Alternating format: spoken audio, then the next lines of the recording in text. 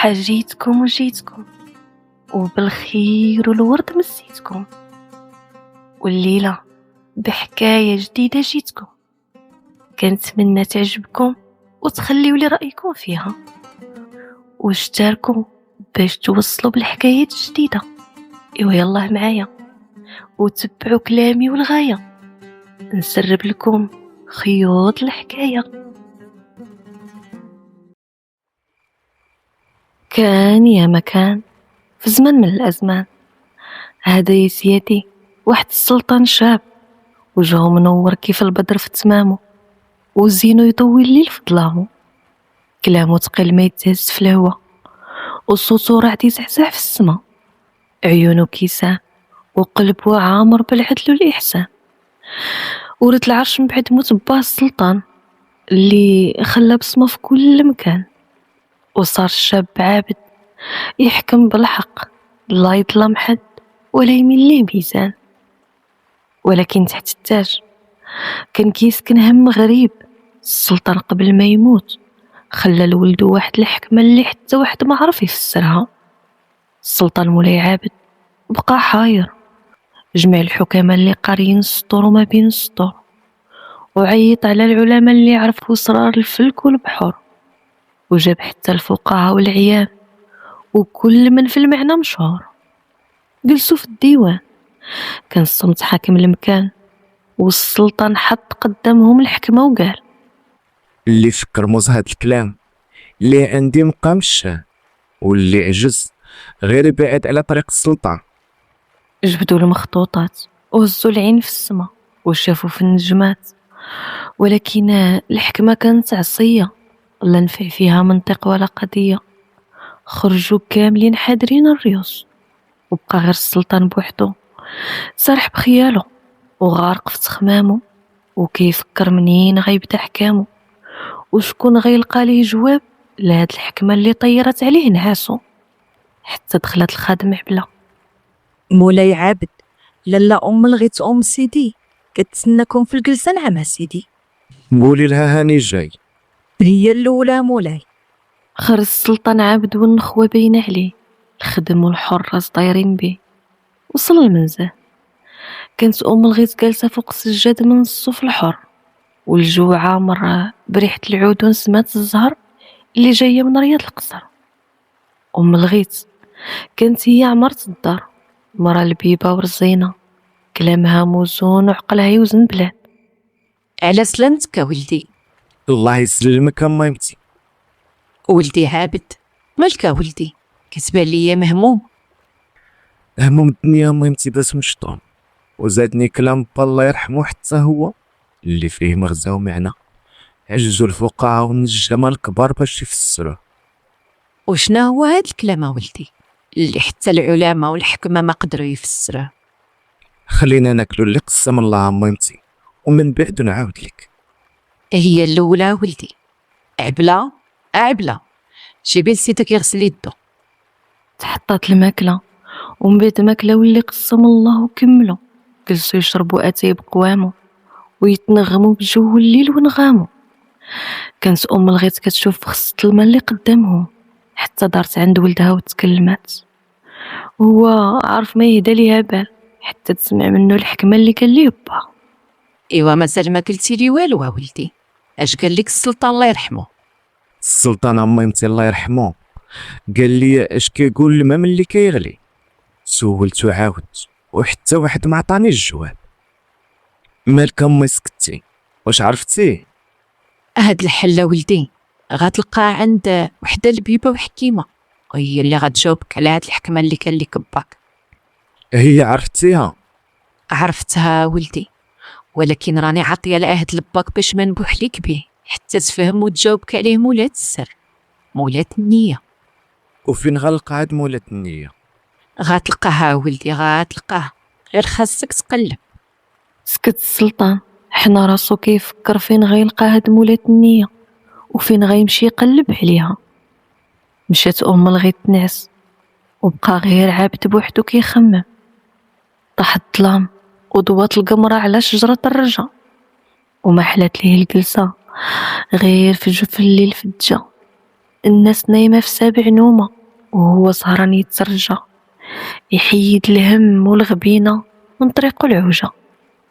إيوا يا الحباب، هذا مكان بان نور الصباح من بعيد كيبشر بيوم جديد وعمر مديد. طلعت الشمس بوقارها وكشفات على المدينة وصرارها، وبدات حركة الناس في الدروب، كل واحد فيهم غارق في المكتوب.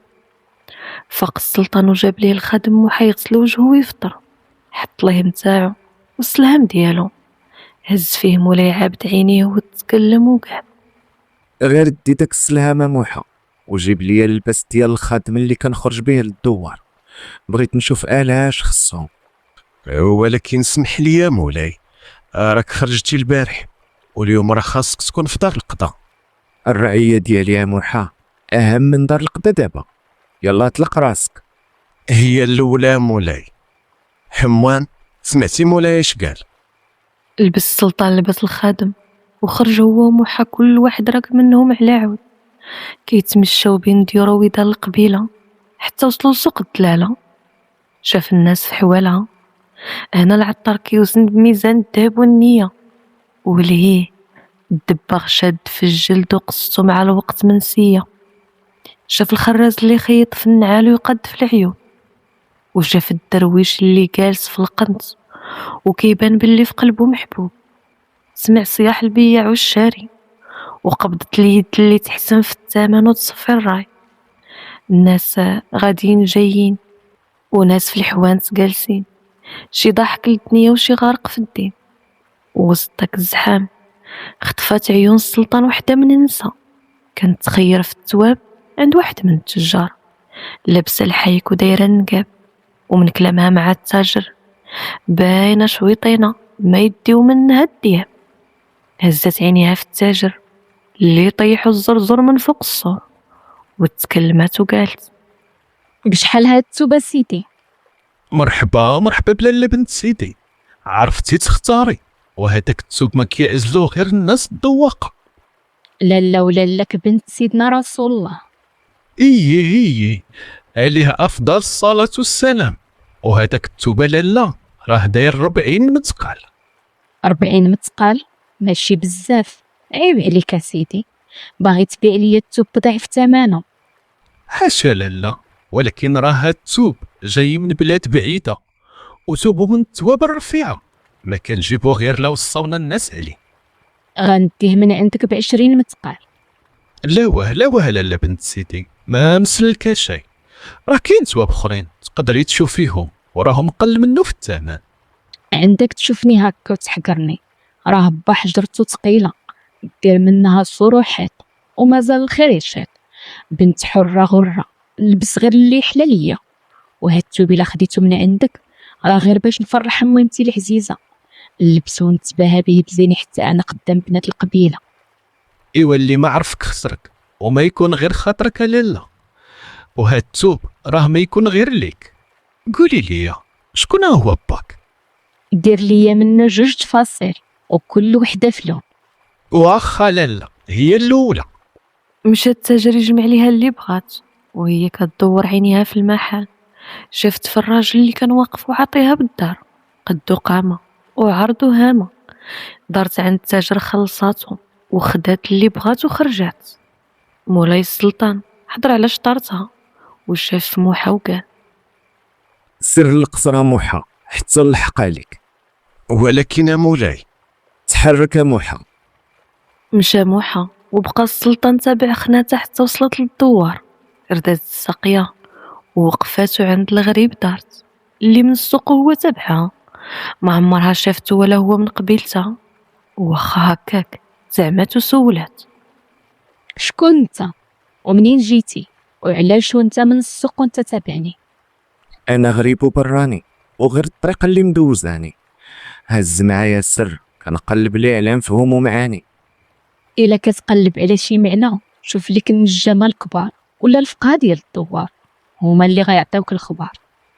درت وقلبت وحتى واحد ما لقى ليا لا معنى ولا جواب، ولا غير اشاره يرتاح ليا بها البال. وزعما جاي تابعني انا غنعرف لك الجواب.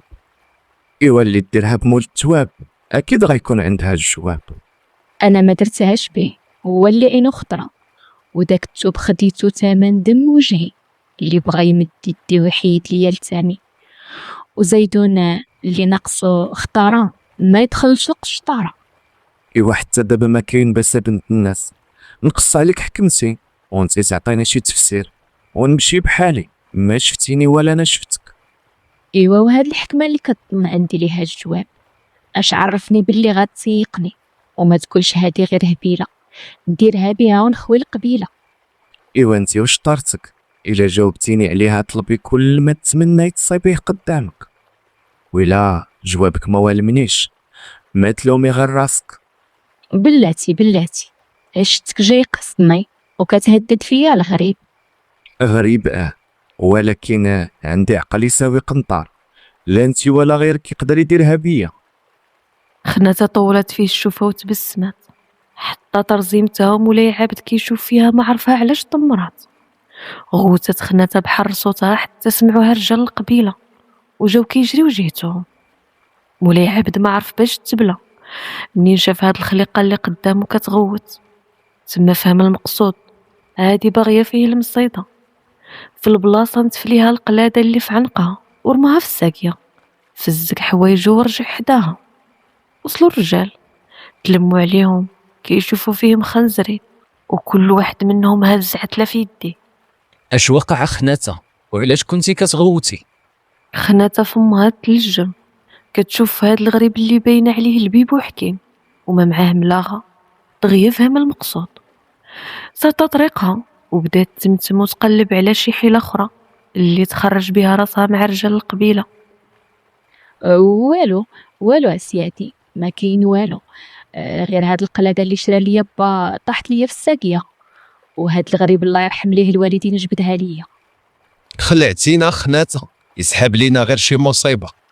حتى نتوما تبارك الله عليكم رجال، الله يكمل خيركم. كتسالوا كل الخير وراه ما ننساش ليكم. مشاو الرجال ودارت خناتها عند مولاي عابد وتكلمت وقالت: سير بحالك ولد الناس، راك خطيتي الدار ومقصودك ماشي فيها. كنتي باغيه ديري ما دارت مولا تلتة من الطالب، خلاتو ينزل يجبد القلادة وبيتاتو في قاع البريومين. ايوا مولا تلتام بغات تقري حروب نسا باش عمر ينسى. قولي حسيفة. ومنين عارف هاد الشي؟ علاش ما هربتيش؟ ما درتش علاش نهرب، انا نيتي صافية وانتي اللي فيك الظهر. واخا، ودابا شنو هاد الحكمة اللي باغي انت تعرفها؟ بغيت نعرف اش كيقول الماء ملي كيغلي. شكون انت؟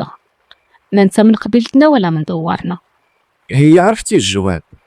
الجواب كيتقال للناس الهمة والشان، ماشي اللي داير خنجر في حزامو وكيتسرى في الدواور. اشنو بغيتي تقصدي بهذا الكلام؟ غنسولك وفي سؤالي غتعرف الجواب. هذا الا كنتي حكيم كيف ما قلتي. ايه سولي. انت مغرب ما براني، انت مصيفطك مولاك تكشف ليه السر. هاد الشي بعيد عليك.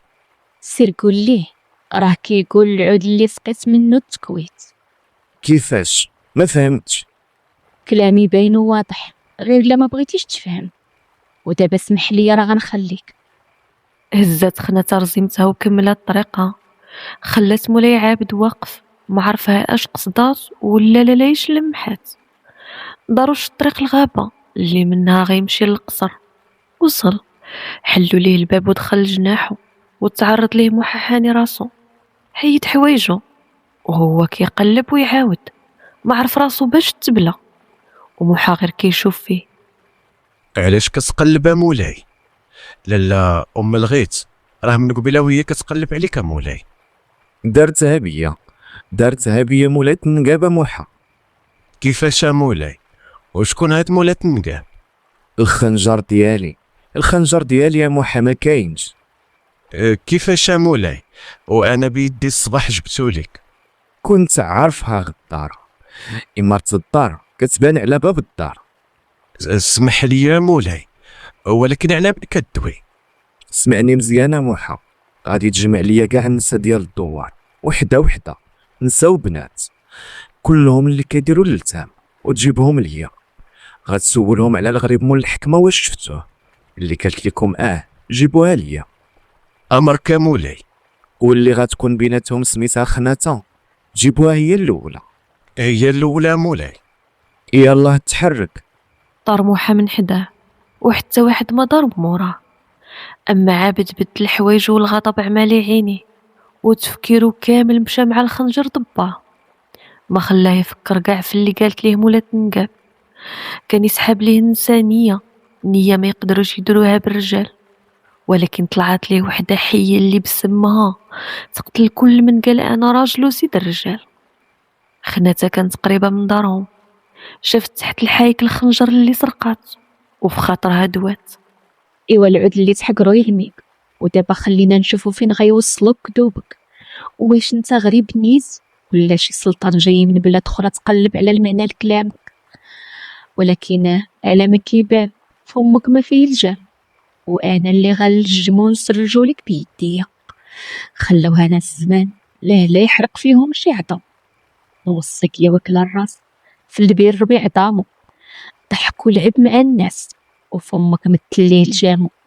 وصلت خناتها لدارهم، دخلت كتسلت لبيت الخزين وخشات الخنجر في واحد الخنشة الزرع. جات خارجة ما تلاقى غير مع باها، شاف فيها عقد حجبانو حتى بقى تدور بلا بزد عينيها. فين كنت عدو حمو الخيام؟ غير هنا با، غير هنا في بيت الخزين. واش جالسة كديري في بيت الخزين؟ كنت كنصايب غير القمح في بلاصتو با. انت عارف الصيف جاي، لا يعود يبدا يدود لينا عاود. والله يعميها لك ويجيني شي واحد يتبرع عاوتاني. غير كون هاني با، ما درت والو. بس لي يديهم مشات للكوزينة عند امها، كانت كتنقي التيشة باش تسقدها ليهم العشاء. شافت في خناتها وقالت يتي فين كنتي هاد البنت؟ مالكي تعطلتي؟ وامي واش وقت هاد الكلام دابا؟ نخافك غير بنت كرشي ديري شي مصيبه اللي تصيفطك وتصيفطينا معاك. ما تخافيش عليا امي، ما غندير حتى شي حاجه. وزيدون راني قد نسيا قبيله وتجيني قليله. ايوا حنا غنشوف. امي انا غنمشي للغابه، راني دايره مع البنات نحطبو شويه. كي شتي البرد قرب، ايوا بحر نبداو نعمرو بيت الخزين، منا نلقاو باش ندفع ومنا نطيبو عليه. ايوا الله يرضي عليك بنيتي، ردي البال لراسك وردي البال من مينا الغوله. الله يهديك امي، هذاك غير خبر كتعاودوه لينا بس زعما تخوفونا. وهاني مشيت. ضحكت معاها وخرجت، تلاقات مع بنات الدوار ومشاو للغابة كيدويو ويحطبوا اللي قدو عليه، وكل وحدة دارت اللي جمعت في شريطها. قربوا جنب الواد وجلسوا حدا كيتحتتوا ويضحكوا بيناتهم. خلاتهم خناتها وكملت الطريق بوحدها. وصلت حدا واحد الجنان كبير، حطات الحزمة ودخلت بين الشجر تخطف من شجر رمان. كدور تسلت وتشوف واش موراها شي حد. خدات اللي يكفيها وخرجت منين جات بلا ما يشوفها حتى شي حد. مشات لدارهم، حطت الحزمة قدام الباب، حطت بلغتها ولتامها وجلسات، حطت داك الرمان فوق الميدة حتى امها عليها دخلات. فين كنتي يا هاد البنت؟ إيا قلت لك غنمشي نحطب امي، وزدت جبت غير شويه ديال الرمان من جنان مولاي عابد. انا رياك حلت العفطه، واش كتقلبي على الحبس وبا كيتشوه وسط القبيله؟ ومالها امي فجاتو، راه عنده الخير غير مشتت. هزيت غير شويه ذوقوا منه حتى حنا، راه كيديو غير الخدم وداك الوزير الشفار. لا انت ما فيهاش باغا تخرجي علينا، واسكتي لا يسمعك شي حد. يهديك الله امي حتى انتي، شكون اللي غيسمعني؟ شكون؟ الحيوطه بودنيهما بنيتي. ايوا شنو غنقول لباك منين غيجي ويشوف هذا الرمان؟ سهله امي، ما عندك مناش تخافي. غتقولي ليه جابتو ليا من انا صاحبتي اللي خدامه في القصر، وبا راه غيحشم يسول المرا. صباح نهار جديد في الدوار والمخازنية خرجوا يدوروا دار بدار حتى وصلوا لدار خناتة ودق المرسول الباب. ياك لاباس سيدي، اش بغيتي؟ كاين شي عيالات من غيرك هنا في الدار؟ اسمح لي يا سيدي، بان لي خطيتي الصواب. اشنو هاد الكلام؟ جاوبي على قد الكلام. واش كنتو ما بعدا؟ وشنو بغيتو؟ احنا من قصر مولاي السلطان عابد، وجينا للقبيله كنقلبوا على مولات اللتام اللي شفرت الخنجر د مولاي. اش من خنجر وديال من؟ راك سمعتيني يا لالا، قلت لك خنجر مولاي السلطان عابد. واش كديري للتام؟ لا سيدي ما كنديروش، وراك شتيني واقفه معاك بلا بيه او لا؟ ايه عندك الحق. قولي لي، كتعرفي شي عيالات هنا حداكم كيديروا للتام؟ لا سيدي انا ما عرفتش، وكيف كتشوف انا حدوديه وعتبت باب دارنا ما كنعتبها غير الحاجه. داكشي علاش سيدي غير سير بلا ما تضيع وقتي ولا وقتك، راه عندي ما يتقضى. اجي سيدي نسولك بعدا اش سماك الله بعدا؟ سميتي موحى، علاش؟ سمعني يا سي موحى، بغيت نقول لك شي كلام توصلوا لمولاي السلطان. ايه، وشنا هو هاد الكلام؟ قول ليه لا تسرج حتى تلجم وعقد عقده صحيحه، ولا تتكلم حتى تخمم، لا تعود لك الفضيحه. وهي اش لالا؟ هو راه غادي يفهم، غير انت لا تنساش. سرسباتهم اليهود دخلت للدار ومشات جبدت الخنجر حطاتو على قلبها كتمشي وتجي في داك البيت. كانت عارفة غير رجع يقلب عليها، حيت اللي فسرات الحكمة ما غاتمشي حتى تكون أميرة في ديك القبيلة. والسلطان باين عليه واحد ما سهلش، أما هي كانت غير درويشة كتحلم على قدها وتلبس على قدها يواتيها، ما باغية عيشة القصور، ما باغية حشم ولا خدم. إيوا يا سيادي، هذا ما كان بعد ما دار موحى في القبيلة دار بدار، وجمع المولاي السلطان كاع النساء اللي كيديروا اللتام. وقفوا النساء قدام السلطان صفوف كلهم باللتام وبالحيك البيض اللي يخلي العين تحتار والقلب يغار. كان موحى وقف في جنبه متبع الإشارة ديال السلطان، وعابد بعينيه كيشوف في القد والقوام ويقلب على مولات الفعلة اللي ما بانت وسط هاد الزحام. مشاو نسا وخرج مولاي عابد للجنان وموحى تابعو. ما كايناش بيناتهما موحى، ما كايناش. عندك تكون جني يا مولاي. بسم الله الرحمن الرحيم. اش كتقولها موحى؟ راه الجنون هما بنادم. ايوا نعاودو نخرجو يا مولاي ونقلبو ديور القبيله وحده بوحده. ما جاتش يا موحى، ما جاتش. شنو غيقولوا الناس؟ السلطان اللي حامي القبيله من كل سارق دارتها به مرة وخدت ليه الخنجر من حزامه، خايبه حتى المعاوده. كون نصيبها قدامي يا موحى ناكلها ماكله ونغززها بسناني. قول لي يا موحى، قلبتي على السميه؟ قلبت يا مولاي، وحتى وحده من بنات القبيله ما سميتها خناته الا دار وحده. وعلاش ما جبتيهاش؟ قالت لي يا مولاي ما كديرش اللتام، وقالت لي شي كلام مولاي باش نوصلو لك. وشنو هو هاد الكلام يا موحى؟ قالت لي يا مولاي باش نقول لك لا تسرج حتى تلجم وعقد عقده صحيحه، ولا تكلم حتى تخمم، لا تعود لك الفضيحه. هادشي اللي قالته مولاي. السلطان غير سمع هاد الكلام تعصب ووقف قدام موحى ونطق مغدد وحر الشمسة كتاكل فيه. وراه هي بنت الهم، هي هذيك علاش كنقلبها موحى. كيفاش يا مولاي؟ راه كتبان عليها ظريفه وحكيمه. هذيك ظريفه، هذيك اللي نشدها نعصرها بين يدي يا موحى، الخنفوسه الدميمه نهار نشدها نمعسها. شنو بغيتيني ندير دابا يا مولاي؟ غاتمشي تجيبها دابا لهنا. هي الاولى يا مولاي، نجيبها بالقوه ولا بالهداوه يا مولاي؟ بالهداوه موحى، بالهداوه. راك غتخسر صورتي قدام القبيله، مولاي عابد دارتها به هبيله. امرك يا مولاي، هي الاولى. صباح الصباح وفتح الفتاح وناضت خناتها كيف كل صباح، تشقى مع امها وتجمع الدار، لبست حيكها ودارت لتامها وهزات القله باش تمشي للعين تسكي، ومنها تسرح رجليها في القبيله وتعرف شنو كاين.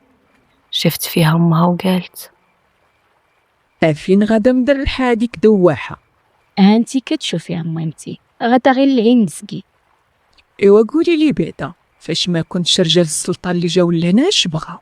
كاع ما قلتي ليا، قالوها لي غير ناس القبيله. اش عندهم ما يبغيو امي حتى انتي؟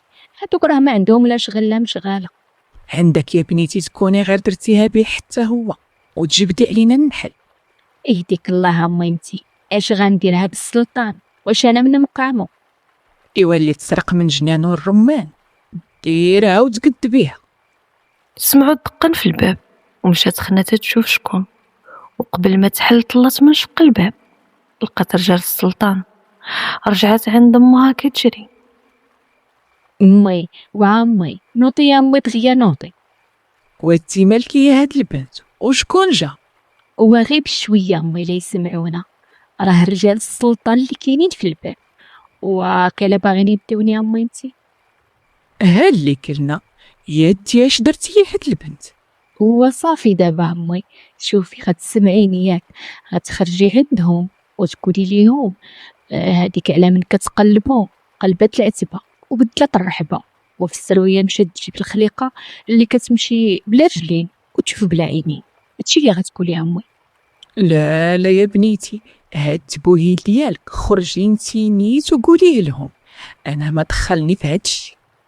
وعافاك امي، عافاك غير ديري هادشي اللي قلت لك والله ما تخافي. وسربي امي عافاك، سمعي راهم قريب يهرسوا الباب بالدقان. هاني نايضه، الله يعطيني الصبر معاك. حلت جميع الباب وقلام بنتها تبعت. خرجت لبرا لقات جوج مخازنية وموحى عند الباب. كان داير يديه مورا ظهرو كيتسنى وهو غيحمق خايف منه. خناتها غير لا تحل الباب وهي تنطق وقالت: اش حب الخاطر سيدي وعلى من كتسولو؟ واش كاينه بنتك؟ لا سيدي ما كايناش، وعلاش بغيتوها؟ بسم الله الرحمن الرحيم، مولاي السلطان اللي طالبها عنده. وفين مشات؟ ايوا واش غنقول لك وليدي، قلبات العتبه وبدلت الرحبه ومشات في السرويه تجيب الخليقه اللي تمشي بلا رجلين وتشوف بلا عينين. كيفاش؟ ايوا كيف سمعتي يا ولدي، خليتكم على خير. دخلت جميعة وسدت الباب ومشى محقق السلطان ما عرف ما يقول ليه. اما خناتها غير حست بالخطاوي تقطعت وخرجت من مقير امها ما سلمت. شدت طريق الساقية وتما جلسات. مشى موحى ودخل عند السلطان حاني راسو ما عرف ما يقول. وقف قدامه كيتفتفو عينيه الدور حتى تكلم عابد وقال: مخدم معايا 4 الرجال ما فيه هو فايدة. الدميمة ديال الخلا ما قديتوش تجيبوها ليا. هو غير سمح لينا مولاي، دابا نخرج نزيد نقلب عليها وفين ما كانت نمشي نجيبها لك مولاي. لا لا لا لا، انا اللي غادي نمشي بيدي. لا مولاي سمح لي، ولكن راه ما جاتش، لا تمشي دير فيك شي مصيبه. وراها ابليس في صيفط بنادم مولاي، ما بغاتش تشد لينا. ماشي انت اللي غتوريني اش ندير موحى. وجد لي العود ديالي. مولاي اش كاينه موحى؟ قالت لي شي كلام نعم مولاي. دويا موحى، اش قالت لك تاني؟ ماشي هي اللي قالتها مولاي، امها اللي قالت لي باللي بنتها قلبت العتبه وبدلت الرحبه وفي السرويه مشات تجيب الخليقه اللي تمشي بلا رجلين وتشوف بلا عينين. هادشي اللي قالتها مولاي. شاف فيه عابد وخرج ركب على عودو وقصد الساقية. السلطان ماشي يبيل وكلامها وضرب المعاني اللي صيفطات ليه فهموه وعرفوا، ولكن مراد خناتها مازال ما عرفوا. لقاها كيف تتوقع من اللي صيفطات ليه المعنى، انها غتكون في الساقية اللي جنب الواد. وداك الشي اللي كانت جالسة وحاطة حداها القلة وتحسب حبة الرمان. حتى سمعت العود شافت فيه تبسمت ونطقات: ما يتسالكش مولاي، راك شاطر وعلى بال ودغيا فهمتي الكلام. في الخنجر ديالي يا خناتها. عرفتي يا مولاي، كيقولوا الا بغيتي تدخل الجنه خاصك تحسب الرمانه وما تطيح لك منها حتى حبه. قولي استغفر الله وانتي لسانك مبري منك. اصلا منين تلاقيتك هنا عرفت نيتك ما صافياش وهمك هو حاجتك تاخدها. كون جيتيني يا مولاي نيشان بلا كذوب بلا دوران ما كنتش نبقى نخلي الرقاصه ديالك غاديين جايين. شنو بغيتي دابا خناتها؟ وفينا هو الخنجر ديالي؟ كنت غنعطيه لك يا مولاي، ولكن على طول لسانك والله لا خديتي. الا ما خليتك تحفظ حروق النساء انا ما نتسماش خناتة بنت سلام الفلاح. لزمي حدودك وعرفي راسك مع من كدوي، راه مولاك السلطان اللي واقف قدامك. مولاي ومولاك هو الله، وانت غير عبد ضعيف وسط هاد الكندوره، وكيف ما وقرناك حتى انت وقرنا. اش من وقر كدوي عليه وانت يديك خف من الميزان. ايوا سمعني مزيان مولاي وحل ودنيك، كاينين ناس ملاح وناس ماضيه بحال المقده. الناس اليوم تكون مزيانه وتجيك بوجهها اخر غدا، ناس تغير وناس تجيب معك مده. عندك الحق بنت سلام، كاينين ناس بحالها بحال الحربة كتبدل الجلدة. الناس واخا احترمتيها لحدودها تعدى. ايه ما كدبتيش يا مولاي، الناس عقلها صغير واخا تبارك الله طول القلده. اي والله ينشيك من السكت الى دوا، ومن الغدر الى نوى، ومن الجيب الى خوا، ومن الصداع الى قوى، ومن الشيطان مولاي الى غوى. وكيف ما وقراتك دمك الفلاح حتى انت وقرنا. ايوا يا سيادي، مشات وخلاتو متبعها بشوفاتو مغدد وحالفها فيها، وحتى هي حالفة حتى تخرجوا من العين البرا وتوري حروب النساء. ركب على عودو معصب ورجع للقصر، كان الغضب عامي عينيه، تلقى ليه موحى وتبعو، وفهم باللي السلطان مادة منها لا حق ولا باطل. وقف مولاي عابد قدام الخصة، داير يديه ورا ظهرو كيفكر كيفاش يمرمد راسها في التراب، ويجيبوا ليه خبارها ماشي بالضرب ولا الفضيحة، ولكن بالحيلة اللي تطيح كواريها. مولاي ياك لاباس؟ قليلة الحياة موحى، طيحات بقيمتي ومقامي، وانا سلطان القبيلة، ديرها بيا وحدة دميمة وهبيلة. وشنو ناوي دير مولاي؟ قالت باللي بنت سلام باها موحى، باها سلام غدا بغيتو يكون عندي نفس السروية. علاش مولاي؟ واسمح لي الا سولت على هاد الفضول اللي فيا. باها موحى باش غنجيبها ليا وبي غنهرس ليها قصحية راسها. يلا تحرك موحى. امرك مولاي، هي الاولى. خناتها من بعد ما مشى السلطان، مشات جنب الواد وجلسات، كانت معصبة من كلامو اللي حكرها بزاف. ضربات الحساب لكل شي، ولكن عارفة غيفتي فيها الخنجر اللي خدات، وحتى هي داكشي اللي بغات. حطات يديها على حنكها وتنهدات، تمنى تكون غير ما تلاقات واش غيكون حسن، وحتى لديك الحكمة ما فسرات. واخا عيات ما تجنب تفسرها، ولكن لقات راسها مع داك الغريب في الكلام حصلات، وهي خدات الخنجر غير باش تخليه مشطون، حيت الا فكر في التفسير اللي به نطقات غيفهم المعنى اللي كان باين وواضح وضوح الشمس في النهار الكهار. وتولي هي وياه في شد ليا نقطع عليك، لا هي من مقامه ولا هو من سهمها، واخا ما خطاها لا عقل لا زين، ولكن ما تعلق قلبها باللي ما شافتو العين. اش كيقول الماء منين كيغلي؟ راه كيقول العود اللي سقيت منه التكويت، والمقصود بالعود اللي سقيت وهو الحكيمة اللي غتفسر فيه الكلام، غتكون وحدة من الرعاية ديالو وهو الحامي ديالها في القبيلة، والماء اللي غلا وهو السلطان، أما التكويت هو العشق والغرام. إيوا يا سيادي، صباح الصباح وصل سلام الأرض، وكيف العادة بدا يحرت ويقلب فيها حتى شاف جوج مخازنية قصدينو، ولا شك في راسو لا يكون داير شي حاجة وما عارفش. وقفوا قدامه وتكلم واحد منهم وقال: السي سلام، ايها سيدي. زيد معانا. ولينا سيدي. مولاي السلطان باك دابا تكون عنده. كيفاش سيدي؟ وعلاش اش درت؟ حتى لتما وتعرف. يلا زيد معانا. حنا راسو سلام ومشى معاهم، سلم أمر الله، ما عارف راسو اش دار واش من تهمة تبعه. وصل القصر، دخل كيسرح في عينيه حتى وصل عند مولاي السلطان، جلس قدامه وتمتم عليه بكلامه.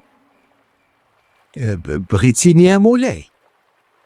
اييه سي سلام، قالوا لي عندك بنتيه الشاطرة في القبيلة، زينة ومخليه الناس تهلها غير بيها. كاينه مولاي، بنتي فطينه، الراس عامر غير بالحكمه، ما عرفتش منين جايبها مولاي، حرفت العلماء والفقهاء مولاي. هاد الشي كامل؟ ولكن علاش مولاي؟ انا بنتي مرضيه، ما مربيها على طمع ولا تمد يديها على ديال الناس، توقف مع الناس وما عمرك تسمع منها انا درت ليك. دير الخير وتسكت، بالحق اللي حك نحاسها يجبد باسها مولاي.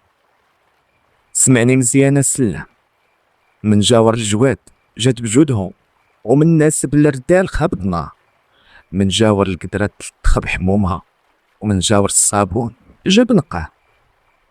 ما فهمتش اش بغيتي تقول مولاي. وصل هاد الكلام لبنتك سلام، وغدا بغيت منكم جواب. ولكن الا ما عرفناش مولاي. راسك وراس بنتك يطير، وصلوه للبال. بقى سلام مخرج عيني وما عارف هاد القدرة منين نزلت عليه. سلم أمره لله وخرج ومشى نيشان لدارو، طريق كاملة يفكر ويفصل حتى وصل. دخل وسلم على أهل المكان وجلس مرفوع كيفكر في داك الكلام. طاح الظلام، ومن بعد ما تعشاو عيط على خناته جلسات حداه. هانا با، من قبيله وانت تفكر وتفصل تقول رافد هموم الدنيا اللي ما عندها حد. اش كاينه با؟ اليوم بنيتي السلطان صيفط ليا مرسولو. وعلاش با؟ شنو بغا؟ سولني عليك بنيتي وقال لي شي كلام كيقلب ليه على مهنه. ما فهمتش اش بغا بنتي. وشنو هاد الكلام اللي قال لك با؟ قال لي يا بنتي من جاور الجواد جات بجودهم، ومن ناسب الردال خابطنا، ومن جاور القدرات تلطخ بحمومها، ومن جاور الصابون جاب نقع. ايوا عرفتيها بنتي اش بغا يقصد؟ انا بعدا راه ما فهمت والو. غير تحبه وما ترفدهم، اللي مقسمه في رزق جايه. نعس دابا وما تخممش، يصبح ويفتح. واش عرفتي الحل بنتي؟ يصبح ويفتح با، يصبح ويفتح. ناضت خناتها من حداهم مشات لبلاصتها، بقات الليل كامل كتخمم، ما جاها نعاس حتى صبح الصباح وفتح الفتاح. لقات با حتى هو ما نعس ولا شافو، جلسات حداه وشاف فيها وقال: امضرا بنيتي لقيتي الحل. عيت ما نهرب با، وداك الشي مناش هربت هو فاش طحت. كيفاش بنتي؟ راه ما فهمتش. السلطان با قصد بكلامو باللي بغاني للزواج. واقيلا تخرجتي في عقلك بنيتي، وانا اللي هبيل داير فيك راسي. السلطان ما لقى ما يدير، غير يطلب مني انا اللي فلاح بنتي للزواج. وراه هادشي اللي كاين با، وهادشي اللي قصد السلطان بكلامو. تسنى با، انا جايه. دخلت خناتها للبيت، جبدت الخنجر، شافت فيه وتنادات، وعند باها خرجات مدات ليه وتكلمات: سمعني مزيان با، غتدي ليه هاد الخنجر وتقول ليه يا ويح من وقع في بير وصعب عليه طلوعو، رفرف موجة جنحين يبكي سالو دموعو، الصاحب لا تلعبو والنار لا تفوت عليه، اللي حبك حبو كتر واللي باعك لا تشري. ما فهمتش بنيتي اش بغيتي تقولي. واش كتثق فيا با؟ ايه بنيتي، واش انا بدي شي حل اخر؟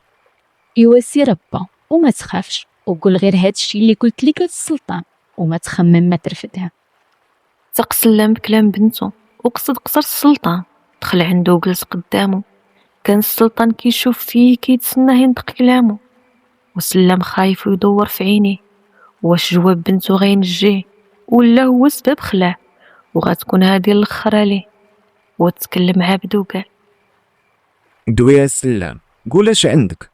قبل ما نتكلم مولاي، بغيتك تعطيني الامان باللي ما غتأذي حتى واحد من عائلتي. الا كان هادشي اللي غنقوله مولاي فيه شي ضرر. عطيتك 66 امان سلام، غير تكلم. بنتي يا مولاي وصتني نعطيك هاد الخنجر وقالت لي نقول لك شي كلام. واش غنبقاو هنا سلام؟ قول اش كاين. قالت لي يا مولاي نقول لك يا ويح من وقع في بير وصعب عليه طلوعه، رفرف موج جنحين يبكي سالو دموعه، الصاحب لا تلعبو والنار لا تفوت عليه، اللي حبك حبو كتر واللي باعك لا تشري. هادشي اللي قالت بنتي يا مولاي. السلطان هز راسو وقف كيشوف فيه، وسلم الخلعة ركباتو من ساسو لراسو، طاح فيه النص بالخلعة. نهاد السلطان وقال: سير سلام، سير عليك الامل لا انت ولا بنتك. الله ينصرك مولاي، الله ينصرك مولاي، الله يخليك لينا. خرج السلام من القصر فرحان، أما السلطان فهم من كلامها أنها رافضة الزواج به، حيت كتشوف مقامه ما هو من مقامها، والثاني كتنبهو من الغدر اللي مطمر ليه. ولكن شكون هذا اللي ناوي يغدر به؟ دخل السلطان لجناحو كيشوف في الخنجر اللي حطو قدامه، ويفكر كيفاش بنت من العيان رفضات واحد بالمال والجاه من مقامه، حتى جات عنده الغيث تعرف مالو واش غير حاله، حتى خلى دار القضاء عامرة بالناس يتسناو اللي فاصل بينهم ويحكم، وهو جالس في عز خمام ويخمم. علاش اخناتا؟ علاش ما بغيتيش تزوجي بيا؟ شنو خاصك وشنو ناقصني؟ واخا كاع اللي قلتيه والحماق اللي حمقتيني معك، هزيتي بعزك وطيحتي بكلمتي، ولكن نحلف باش يحلفوا الرجال الغير الا كنتي. دخلت الغيث لجناح ولدها، لقاتو كيمشي ويجي في البيت محتار، وعيني على الخنجر اللي محطوط فوق الطبلة ديال العود. وقفت عليه وحطات يديها على كتفو وقالت: ياك لاباس ولدي، بنتي ليا ماشي هو هذاك، الناس كتسنى في دار القضاء وانت هنا ساد على راسك وغرق في تخمامك. غير عذريني يا ميمتي، راه اللي بيا كبر من هم الحكام، دارتها بيا بنت سلام الفلاح، لعبات بيا كيف بغات. وشكون هاد بنت سلامة ولدي؟ بنت سلام هي اللي فسرات الحكمه ميمتي، ولكن ملي سرقت مني الخنجر ديال با الله يرحمه الغضب عماني ونساني حتى نفكر في كلامها، ورفضتني يا ميمتي، عطيتها للجاه والسلطان ورجعته ليا بكلام كله معاني. فهمت منه باللي بنت الفلاح ماشي من مقام ولد السلطان. وعلاش ظنيتي باك خلى لك ولدي هاد الحكمة؟ واش كان باغي لك أميرة من بلاد بعيدة ما تعرف هم رأيتك ولا تفهم لغتك؟ باك الله يرحمه كان كيشوف بعيدة ولدي، كان باغي لك مرة من قلب البلاد، البيبة وعقلها يوزن جبال، تكون هي ميزانك اللي ما يميلش. وسول اش كيقول الماء ملي كيغلي، حيت الماء هو انت، هو السلطان والقوة اللي في يديك، والغليان هو الغضب والمحبة اللي كيحركوا قلبك، والجواب اللي عطاتك هو اللي كان باغيك تسمعه ولدي. كيفاش ميمتي؟ الجواب ولدي هو العود اللي سقيت منه التكويت، والمعنى ديالو ان اللي غتحرك لي قلبك هي اللي غتكويك بنار محبتها، وغتكون من رعيتك وانت اللي كتحميها وتسقيها بعدلك. بنت من ارضك تعرف قيمتك وقيمة تاجك، وباك كنعرف باللي اللي غتفك هاد الحكمة هي اللي تستاهل تكون لا تنسى والسلطنة ديال هاد القصر. بقى السلطان عابد ساكت، كلامو نزل عليه كيف الماء البارد، وفهم الحكمة دبا، وفهم علاش خناتها كانت كتجاوبو بالمعاني. ما كانتش كترفض الزواج، كانت كتختبر عقلو وصبرو، وكتشوف واش هو سلطان بالتاج وصافي ولا سلطان حتى بالحكمة والفطنة. وقبل ما ينطق بكلمة تفتح الباب ودخل محاكي ناج ولون وجهه مخطوف.